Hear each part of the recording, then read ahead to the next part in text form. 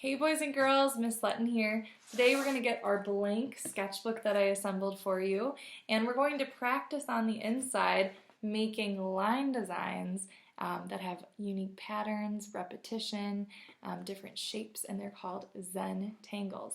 The Zen in Zentangle simply means calming or relaxing, because some people draw these to calm down or relax, and the tangle just kind of means like interwoven, loop-de-loop, crazy tangly lines that come together to form a picture or a piece of art. Here's what mine looks like. So we're going to be practicing on the inside our own Zentangles. Let's get started. All right, for this next portion, we're going to be practicing our own unique Zentangles.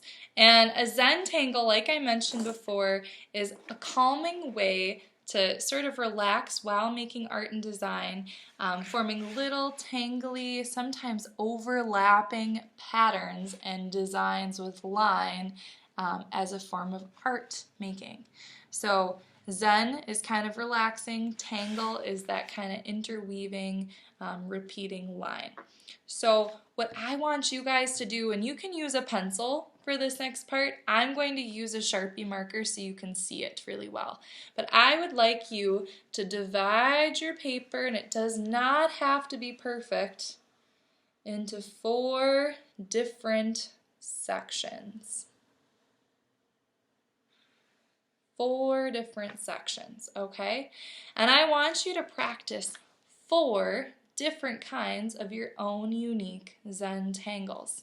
If you're really having a tricky time, you can look at some of these examples that I made and think, okay, maybe I'll start with, maybe I'll start with some stars.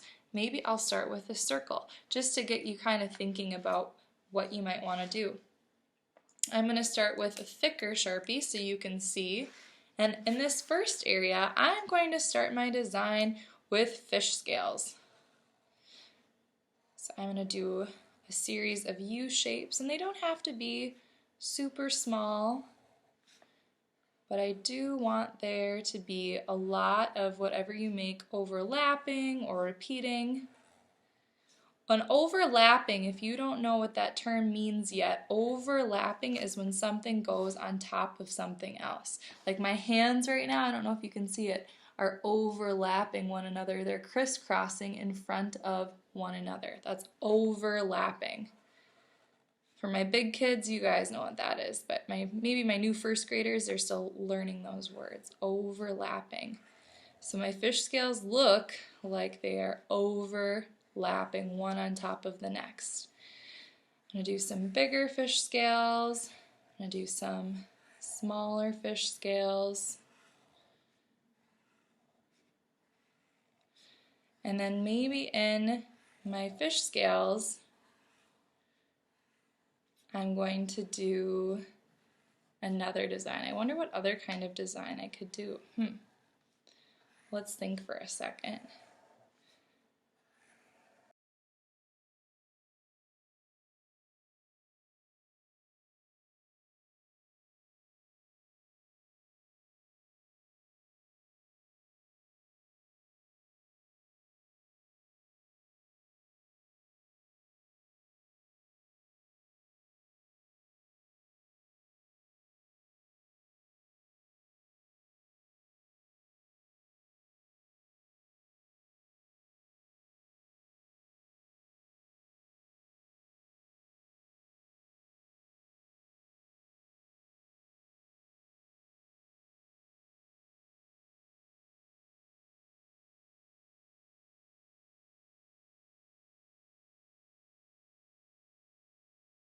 All right, boys and girls, we're going to start by thinking about what's the first letter of your first name.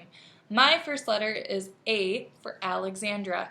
I'm going to draw that nice and big. You can use a Sharpie marker. I might use a pencil just to be safe because you can always erase with a pencil. I've got my 2 big lines of my A and my middle point. I'm now going to make what's called a bubble around it to create a bubble letter. I'm going to start by just wrapping my line all the way around that A and turning it into sort of a bubbly looking, curved, rounded, whatever you want to say, letter. So it's not such a skinny line anymore. I'm even going to get that middle center triangular shaped bubble for the middle of my A. And then I'm going to color it in. Alright, now that you have your bubble letter completely drawn and colored in with a black thick Sharpie, or fine point Sharpie you could say, you're going to take those Zentangles that you created in your sketchbook in those 4 different sections, and you're going to add those around your letter. You can use your thin Sharpie or your thick Sharpie. I know you have it on each side of your utensil. I'm going to start with my thin Sharpie, and I'm going to add those scales and a bunch of other different tangles that I chose to draw in my sketchbook. Let's take a look at how it turns out. Here we go.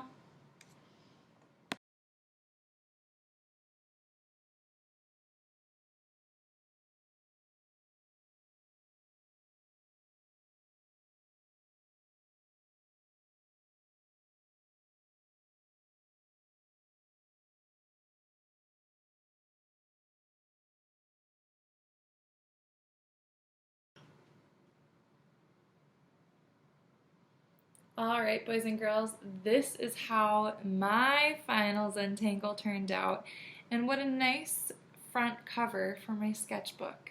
So whenever I look at it, I see my first letter of my first name, which is called my initial, and that stands for Alexandra, which is my first name. Don't tell anybody, because usually you call me Miss Letton, right?